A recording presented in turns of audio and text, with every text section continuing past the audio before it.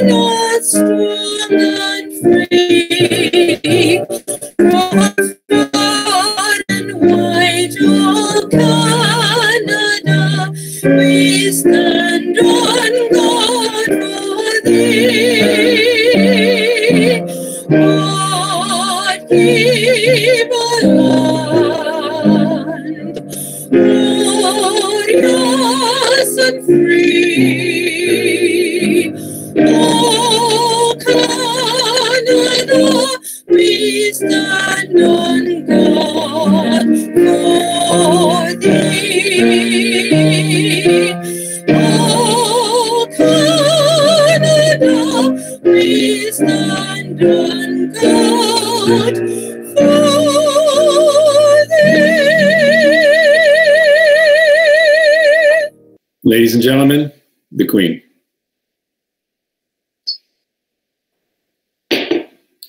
Thank you, Glenn and Brigitte. Rotarians and guests, it's now my pleasure to introduce our head table. I am pleased to have the following people with me today. Prince Kumar, Rotarian since 2010, classification, management consulting. He is Chief Executive Partner with Strong Nexus Inc. and is our President-elect. Citizen Hunter, Rotarian since 2002, classification, consulting management services. He is a consultant with Hunter Associates, the club past president and sponsor to our new member, who is Christina McMillan, the member who is rejoining our club and will be more formally introduced shortly. Donna Jones-Simmons, a Rotarian since 2008. She is retired and sponsor of our other new member, who is Serge Suru, who you will hear more about shortly. Pat Newman, Rotarian since 2002. She is retired, past club president, and is our Let's See personal speaker for today. Harold Hetherington, Rotarian since 1997. He is retired and hosts our guest speaker, who is Neil Hetherington. He will be more formally introduced shortly. Ladies and gentlemen, our head table. For our virtual meetings, we do not have an official monitor to introduce the visiting Rotarians and guests, so I will do it. To our visiting Rotarians, I want to thank you for choosing our club for your makeup. We hope that you enjoyed the meeting today. And to all of our guests, welcome to our virtual meeting. Please feel free to contact the office and find out how you'll be able to make a difference by joining us. Rotarians and guests, welcome our visitors in the tradition of our great club.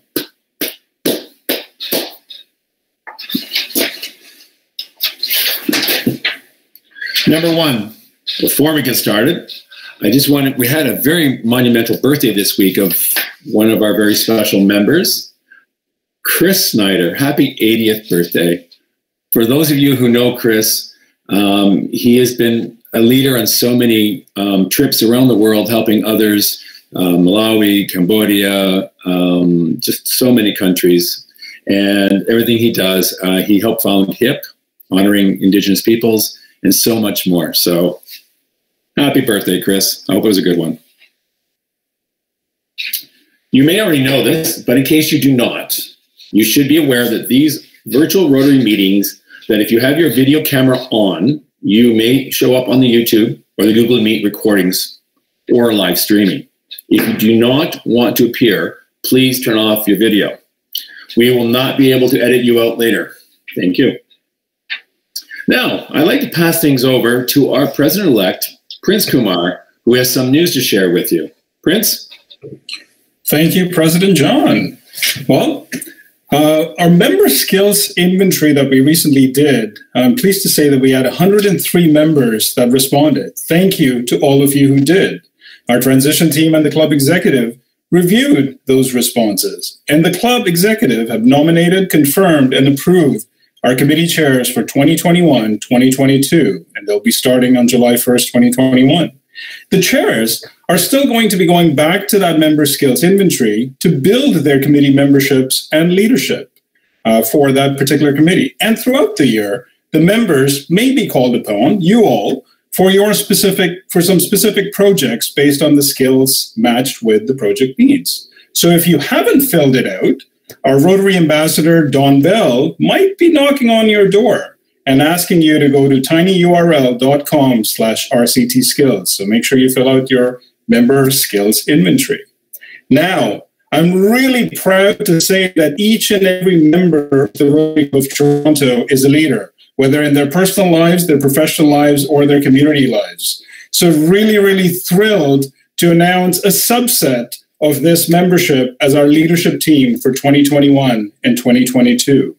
Well, let's start it off with one of the committees that's going to go out there and create awareness for us. They have two roles. One is to create some leads for the Rotary Club of Toronto, and also for the first time to be able to do online fundraising campaigns. So, without further ado, introducing Marketing and Communications.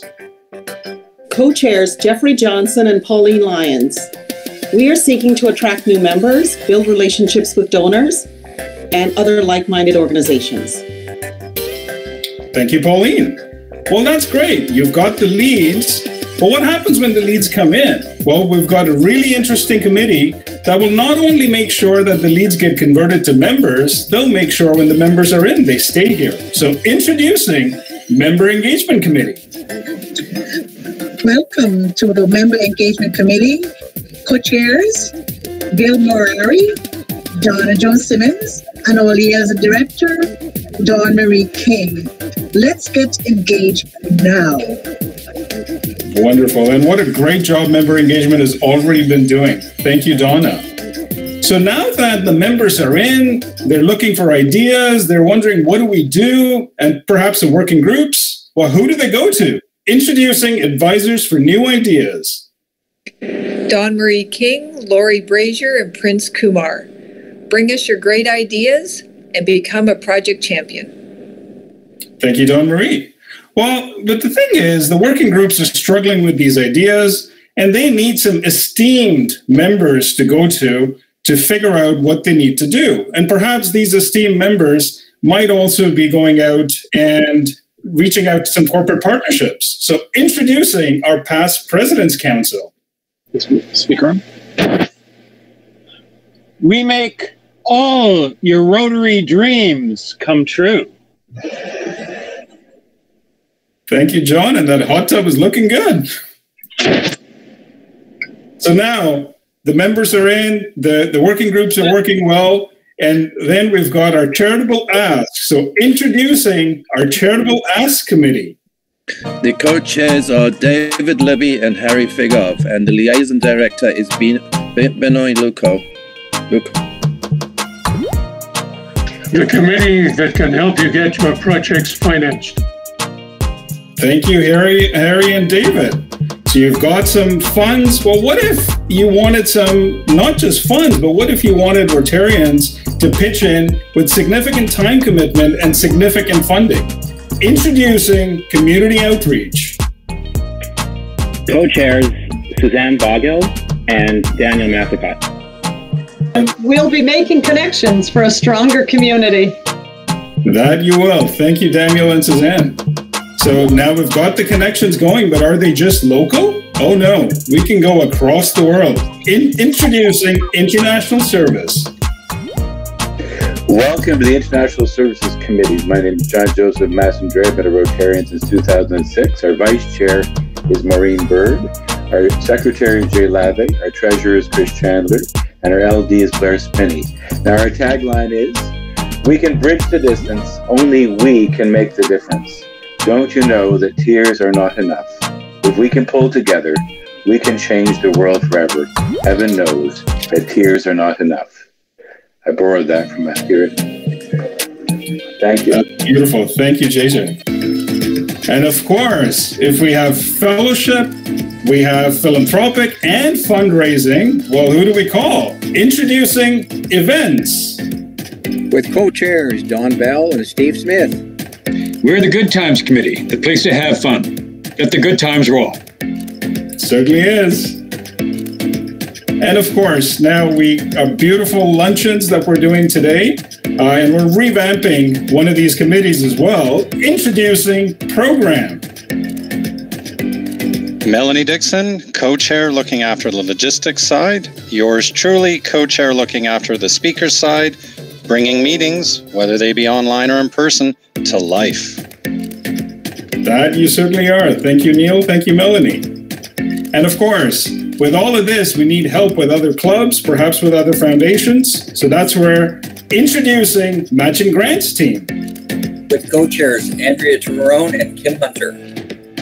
Multiplying our impact and the difference we make. Thank you, Kim and Andrea.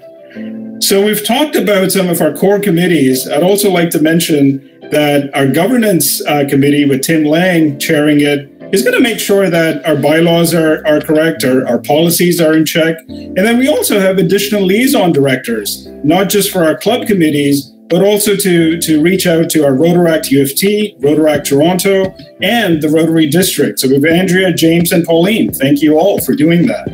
And of course, in collaboration with our foundation, none of this would be possible without our charitable foundation. Research and Appeals Chair Susan Hunter takes on as the chair recently. Congratulations, Susan. David Hetherington has been doing a phenomenal job as an investment chair, and our audit committee chair is going to be Harry Figov. And finally, of course, we have our collaborative leadership. You know all of us here. Pleased to announce also that Barbara Thompson is taking over as the foundation vice president. So with that, join me in welcoming our leadership team for 2021-2022. Back to you, President John. Thank you, Prince. Well, that is an amazing team. A lot of work went into that. And I'm just talking about the slides. But no, that was an amazing, amazing presentation. And I'm looking forward to this all coming together. You're just doing a great job. This is really, really exciting times for us. Now, for one of my most favorite presidential roles, I would like to ask past President Susan Hunter to introduce our latest new member. Over to you, Susan. Thank you, President John. I'm really, really thrilled to be reintroducing Christina McMillan to our club. And after a short break to focus on her career, she's decided to rejoin our club. And Christina is a lawyer in downtown Toronto, practicing civil and commercial litigation. She has appeared before all levels of court in Ontario, the Supreme Court of Canada, as well as acted in private mediations and commercial arbitrations.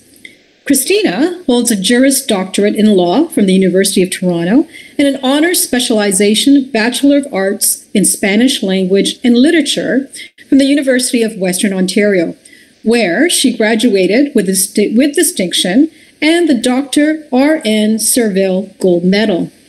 She grew up, professionally speaking, at some of the country's top law firms, and recently she joined Mathers, McHenry and Company, a new boutique law firm where she is growing her litigation practice. Christina is a former Rotary Youth Exchange student and has always been passionate about community involvement. She currently serves as amicus curiae for the Court of Appeal for Ontario, is a volunteer adjudicator for Matthew House Refugee Hearing Program, and is a mentor to other young women in law. Christina also loves to run and is admittedly a bit obsessed with musical theater.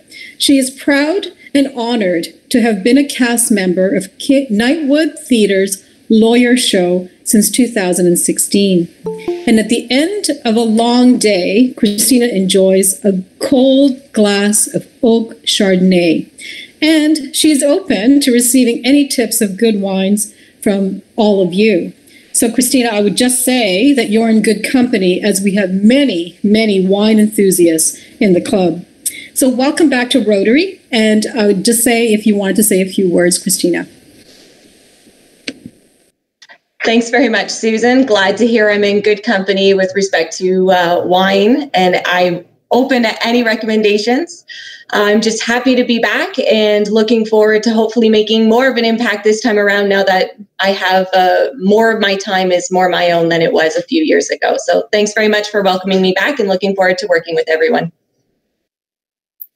Back to you, President John. Welcome, Christina. We're so glad to have you back. Looking forward to seeing where you want to end up helping and getting to know you better.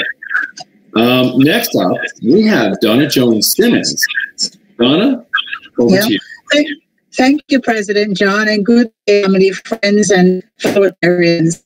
I have an important announcement and invitation for you, which comes on behalf of Progress Place and the Rotary Club of Toronto. Our mental health is being tested, folks, perhaps more than ever. Mental illness indirectly affects all Canadians at some time through a family member, friend, or colleague. According to Stats Canada, in any given year, 1 in 5 people in Canada will personally experience a mental health problem or illness. Mental illness affects people of all ages, education, income levels, and cultures. Approximately 8% of adults will experience major depression at some time in their lives. About 1% of Canadians will experience bipolar disorder. And that's not me making this up. Up to 40% of the population have said their mental health has declined since the onset of COVID-19. Not to paint a gloom and doom picture, but some have found a way to manage their mental health challenges. So that brings me to the invitation. Join Progress Place and the Rotary Club of Toronto for a free lunchtime virtual webinar in a conversation with leading entrepreneur and Dragon Den's success story, Tanya Jashan. She is the president of Steepology Steep Tea. Tanya will share her struggles and strategies towards fostering positive mental well-being, both for herself and for her team. The virtual event, which is called Promoting Mental Wellness at Work, will be held this coming Wednesday. That's February 24th at 12 noon. It will be moderated by former ABC News anchor Hillary Brown and joined by Progress Place member Sophia Mortgage and yoga teacher and mindfulness coach Jane Lee. You'll gain some ideas on how to bring mindful attention to your everyday life. Please support and join us at this incredible event. Just a reminder, be sure to register via Eventbrite. All Rotarians were sent a registration invitation. We are hoping to have up to 500 attendees, so please tell your friends and have your friends tell their friends and their friends tell their friends. Be generous and share the registration link. Now, special thanks to Progress Place for their collaboration and to Don Bell for his leadership on this project. You know, mental health has consequences. Let's help those who are still struggling, especially during COVID.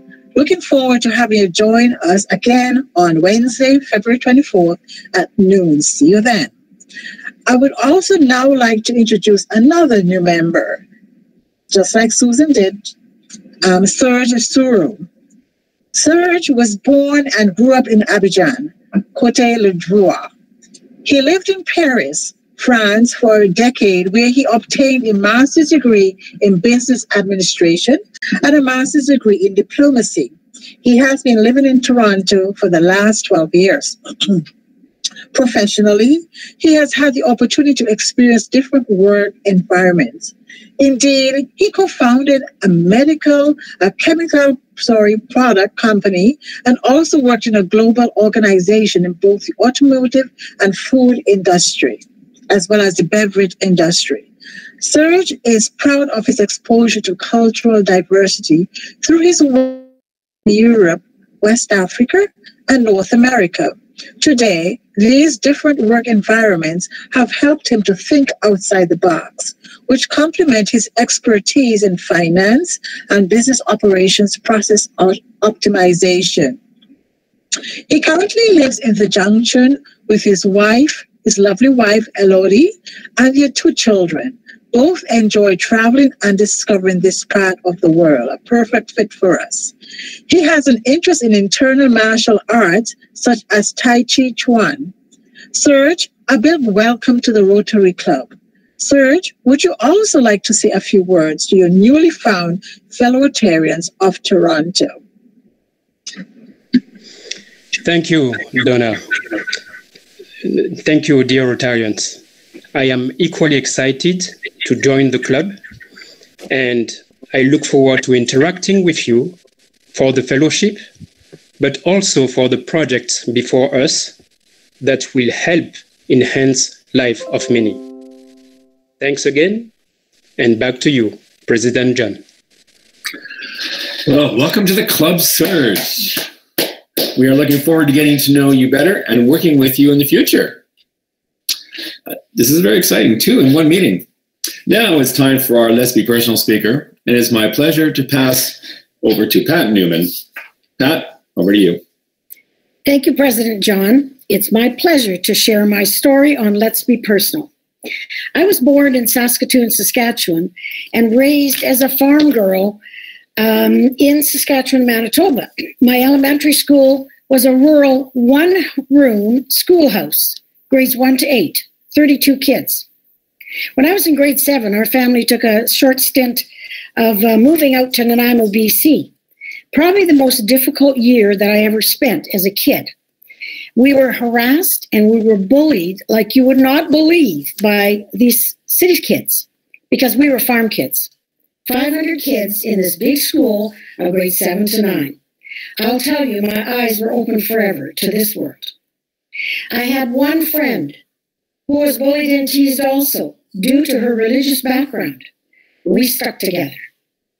The following summer, we moved back west, thank goodness, to a more calming situation in northern Saskatchewan.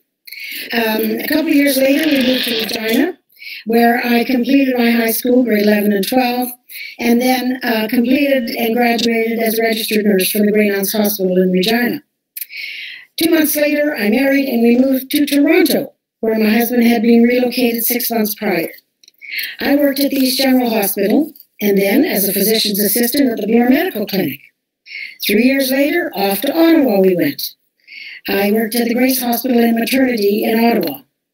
This was the ward where Christina Benioff's daughter, Julia, was born 1 month before my son.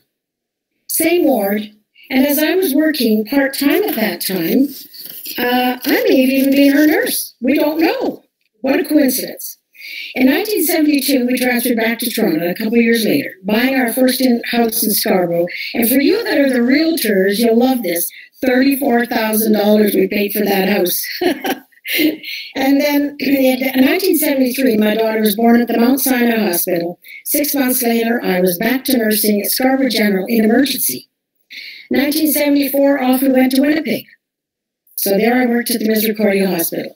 But it was now time for a change.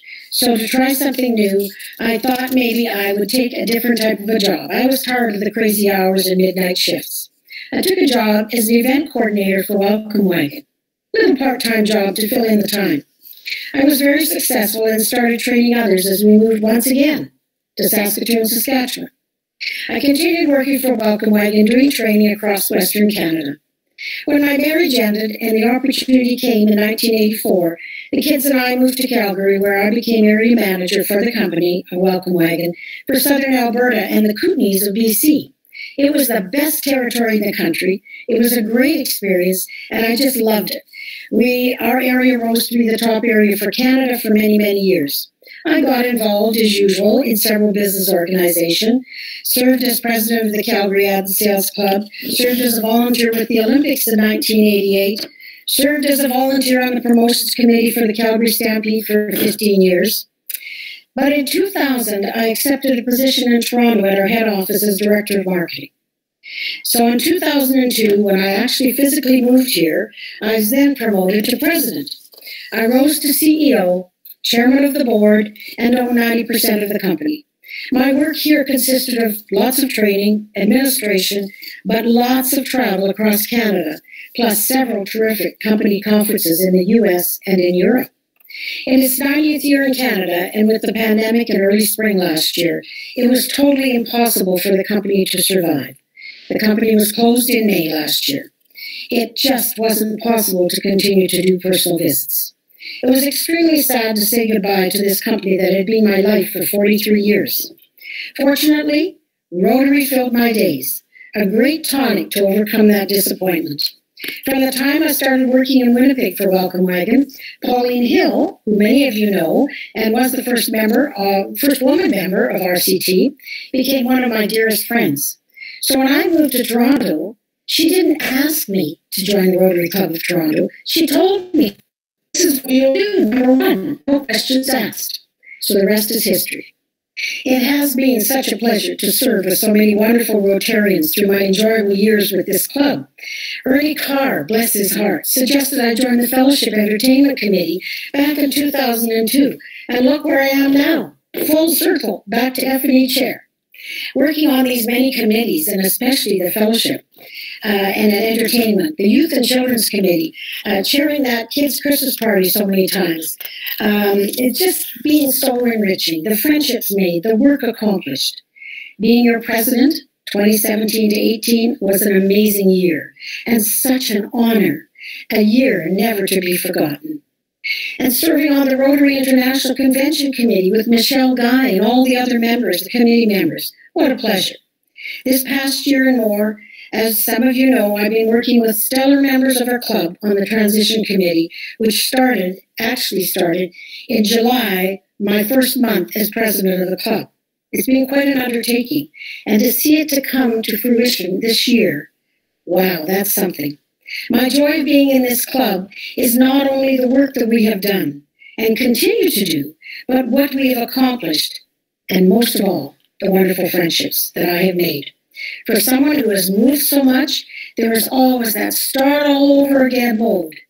The move here was so much better because of Rotary and because of all of you. But now, the troubles start again. As in late April, a move back to Calgary is imminent. I can't say enough about the wonderful time that I've had here in Toronto. I love it here, but family beckons. So many wonderful members in our club, the district, and so many wonderful Rotarians that I've met. I haven't decided which club I'll join in Calgary, but don't worry, I'll be involved. And by the way, Calgary is hosting the RI Convention in 2026. In the meantime, I will continue with my work in this club until I leave. And by the way, You are welcome at my home in Calgary anytime. There's an extra bedroom and enough bathrooms. Thank you, and back to you, President John. Thank you, Pat. You know, like I always say, I love hearing the history and everyone's stories. They're always so unique and so wonderful. And Pat, you are going to have some big shoes to fill when you leave this club. I tell you, there's going to be a hole. But you're just a call away, and I hope you'll be joining in on these Zoom calls and keep in touch. Thank you so much for everything you've done. You're an amazing member, and it's been fun serving with you on many different committees and on boards. Thank you. If any other members want to get on the Let's Be Personal speaker, contact Don Bell. I know there's a few openings coming up, so please call Don, and we'd all love to hear and get to know you all better. Now time for a guest speaker introduction. And I would like to pass things over to Harold Hetherington. Thank you, President John. This past Monday was designated in Ontario as Family Day. It is in this spirit I find great joy in introducing to you a member of our family, today's speaker. In spite of what you see and think, my wife Heather and I are definitely not pushy parents. It's just that our speaker lives a more exciting life than we do. Looking back, I see that this is the 5th time Neil has spoken to our club. Because of this excess, I am concerned that my membership in this club's program committee will in the coming year not likely be renewed. Needless to say, we are extremely proud of Neil, but more importantly, we are happy that he is here today to talk about the vital work he engages in on behalf of all of us. The English language is constantly evolving. Into our vocabulary, we now use different phrases. A recent new phrase is food insecurity. In the past, the words food insecurity would have been associated with third world countries, but not something to be used in our wonderful city of Toronto. It's good that this club, along with other Rotary clubs, are doing what they can to deal with this crisis. Neil is the CEO of the Daily Bread Food Bank, but his role goes beyond what the title suggests. He not only directs many staff and volunteers at the food bank's immense warehouse, but when it is required, he rolls up his sleeves and helps.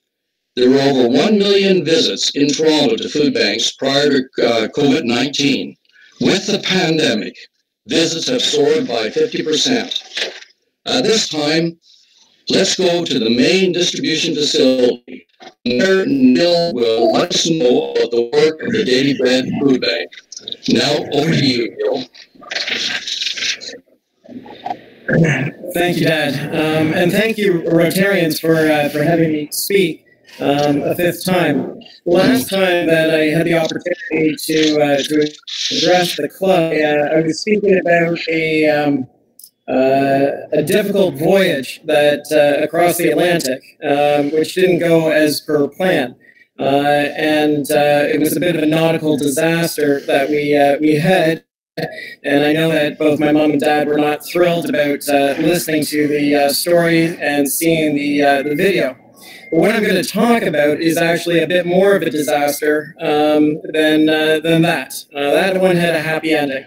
And today, the stats that my father provided you are only the beginning, the starting point of what has been happening in our city. And so I want to tell you a little bit about that. I do love coming to the Rotary Club of Toronto. I miss the days where, and could use it, quite frankly, where John Sprague would make us all laugh, and I could use a few of those jokes. I miss the days where John Andrus seemed every single week to win, or mostly win, the 50-50 draw. And of course, I haven't been that far away from the club, hearing all of the great things that happen. Most recently, Don Bell leading a wonderful group of volunteers here at the food bank on a Saturday to be able to provide food for those that needed it at a Progress Place. So I'm going to run through some of what is going on in the city in terms of food insecurity, and I want to start by simply saying that the food insecurity is not a food issue. It is an income issue. It is an issue of the expenses in the city being too high and the incomes being too low. And the symptom of poverty is that food insecurity. And so as much as the Daily Bread Food Bank is focused on getting good food out to the community, this year we will almost double the amount of food that we put through this warehouse. As much time as we spend on that, we are focused on advocacy. And I'm going to talk about the current situation, what is happening in COVID, and most importantly, what each member on this call can do to be able to make sure that that the food bank is not needed anymore across the country. So first of all, just the current state. 1 in 5 Torontonians, according to Statistics Canada, 1 in 5 Torontonians is living with food insecurity. They do not have their right to food realized, and obviously that is problematic. In fact, so 1 in 5 Torontonians living in poverty. 1 in 4 children in our city living with food insecurity. And since the pandemic started, that number has escalated, and I'll talk about that in a minute. There are 3 sort of core reasons why this is happening. And the first is, as I mentioned earlier, it's around income.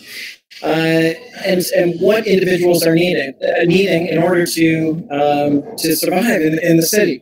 The gig economy has not helped things.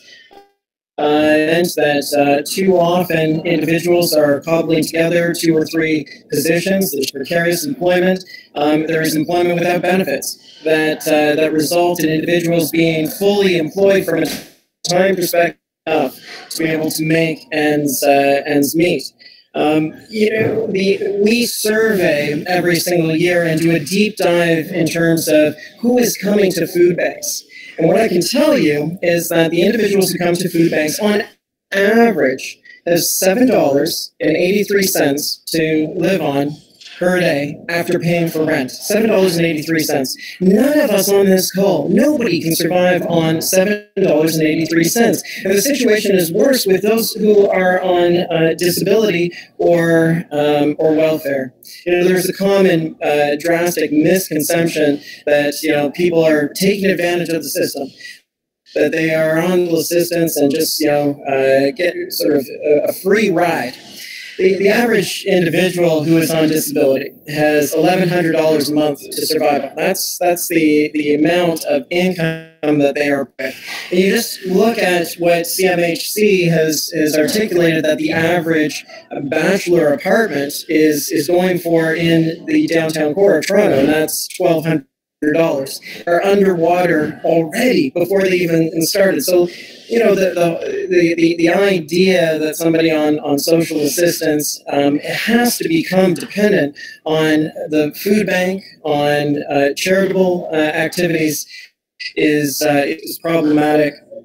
The third reason is on the expense side of things. We are not building affordable housing in the city.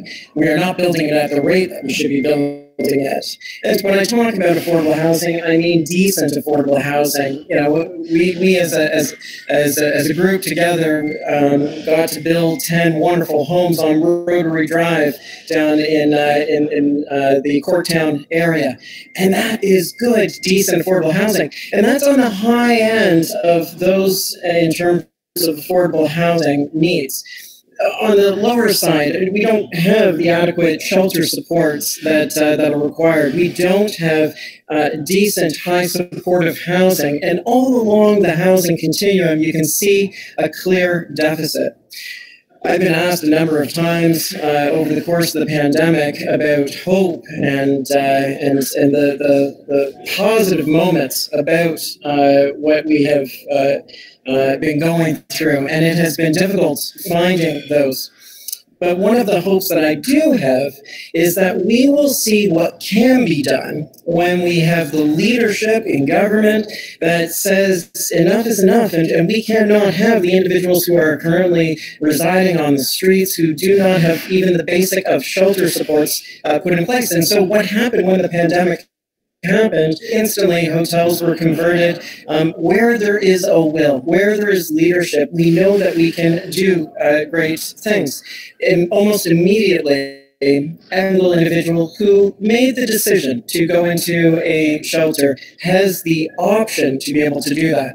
Now, that said, I mean, there are certainly problems associated with it, and so I don't want to say that that is the be-all and end-all. My point is simple, that if we choose to make a difference, we can. This past March 25th, I stood here in our facility, and around me were gathered some 55 employees of the Daily Bread food bank, and the lockdown had just occurred, and we were dealing with challenges. I was pleased that earlier today we heard about challenges around mental health. We had staff whose spouses were losing positions. We had staff who did, and including myself, who did not know what the ramifications would be.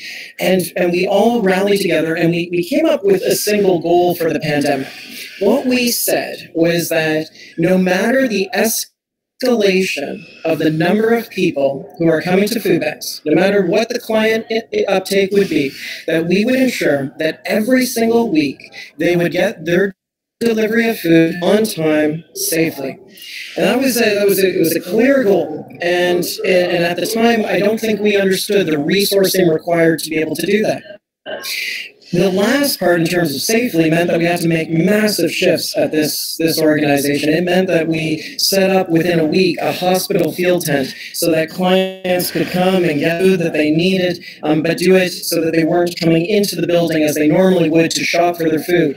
It meant that we had to provide hampers worth of food rather than our regular model, which is individuals coming to a food bank, selecting the food that they would like to eat.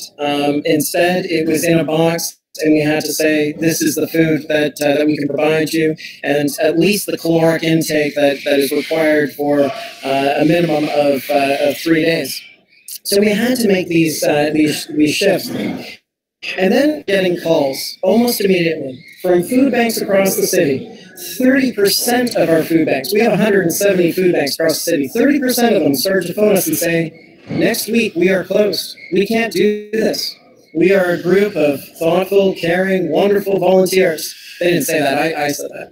They are a group of wonderful volunteers who said, we, by and large, are in a vulnerable demographic. We are, of an age where we can't put ourselves at risk.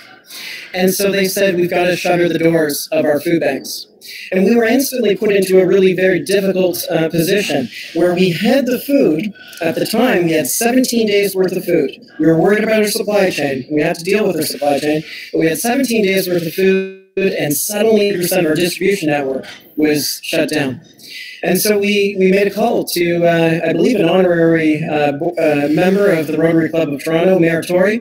We called Mayor Tory and we said, how can we fix this distribution system? And many of you might know that instantly, within 2 days, we had libraries distributing food for those that needed. They were transformed into food banks. The librarians weren't sorting books anymore. They put their Dewey Decimal skills to use by sorting food and making sure that all across the city there was a distribution network almost immediately put into place.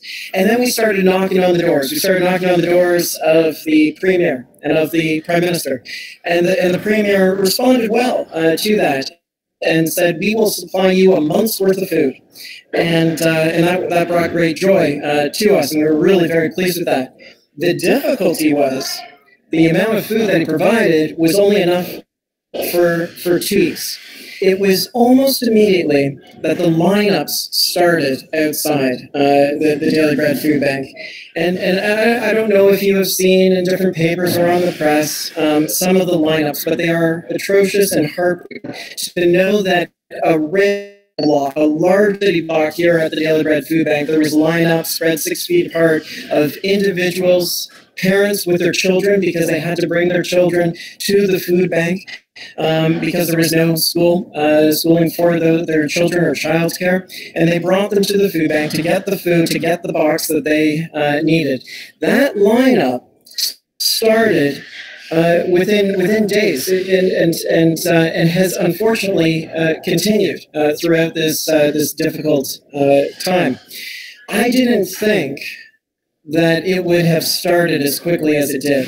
I would have thought that the resilience in our city would have been strong enough to be able to go without a paycheck for a month or 2 months or 3 months, that people would have set aside funds to live and survive for that amount of time, that they would have had the network that they needed maybe to even borrow funds. But the answer was they didn't. And we're starting to see that now. CMHC, the Canadian House Corporation, issued a report just last week and talked about rent arrears. Rent arrears have never been at a higher rate than they are currently. Approximately 1 in 10, just over 1 in 10 apartments, that individual, that renter, is in arrears. In Windsor, Essex, that number is 23%. 1 in 4 individuals just down the road from us are in arrears on their rental payments. We do not have that resiliency. We do not have the ability to get through, and this is despite government interventions closely aligned to a guaranteed income with CERB coming into place. And so it has been a difficult issue. I think we've adjusted to it. And then I'll switch back to sort of hopefully some of the hopeful moments. The reality is we did phone the Premier and there was a response. We did phone the Prime Minister and there was a response. There was funds that were provided to food banks. And my hopeful moment of this is that we can learn from what everybody is going through in a very different way. We've gone through the experience together, but not collectively. We've gone through it in a very disparate way. Those who have been most significantly harmed by the pandemic, those who are coming to the food banks, are living in difficult situations. They were the ones that had to come into their job no matter what, whether there was an exposure or not. They had to make the choice between a paycheck and or putting their colleagues' safety ahead of their own economic benefit. And so we have gone through this, and my hope is that we will learn from it.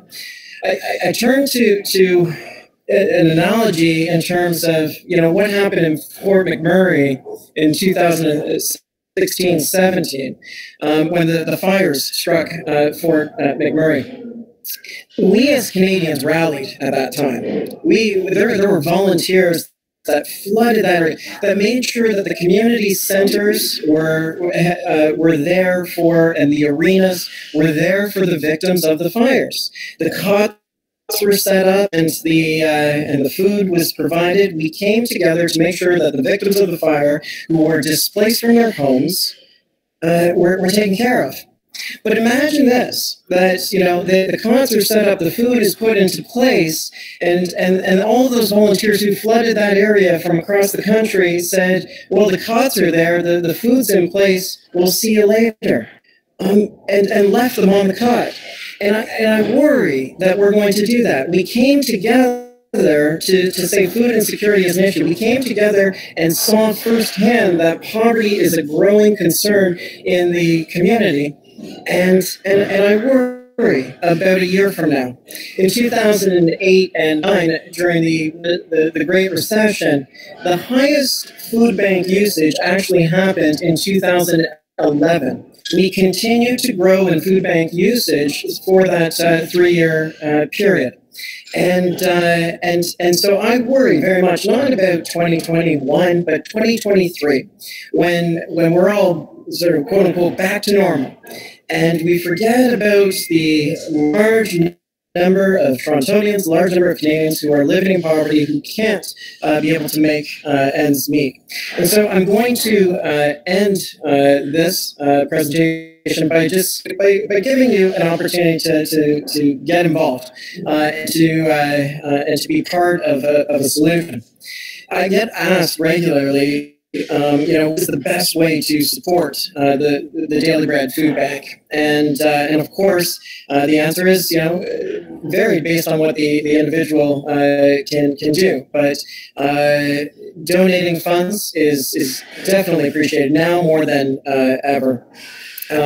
Donating food is incredibly important. A lot of people say, well, is it better to donate food or donate funds? Donating food is great in that we get a variety of food, and it can also be a life lesson if you're going shopping with perhaps your son or daughter, and you can say, listen, there's too many people going without. Why don't you choose the foods that you'd like to eat, and we'll make sure it goes to somebody who is experiencing poverty. So food or funds are greatly appreciated.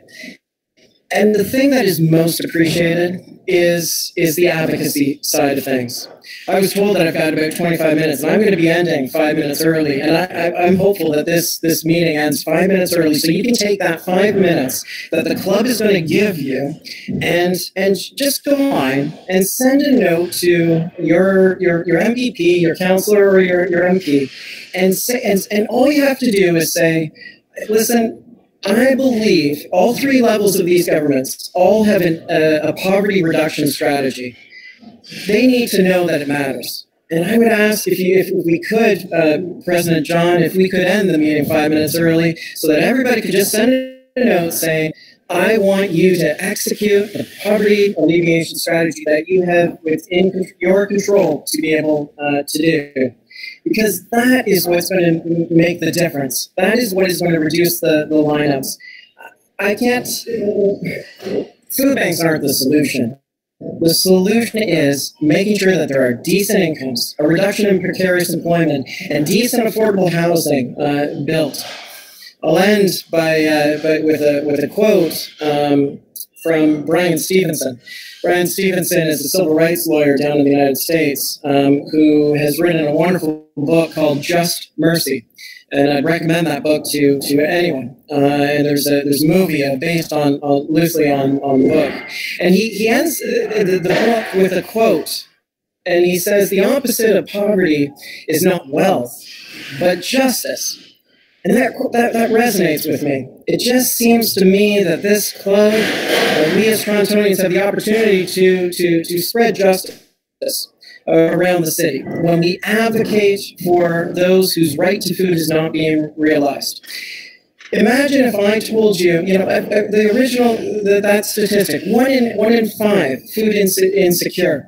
Imagine if I told you that 1 in 5 Canadians their right to vote wasn't being realized. We would be up in arms about their right. 1 in 5 Canadians' right to food is not being realized.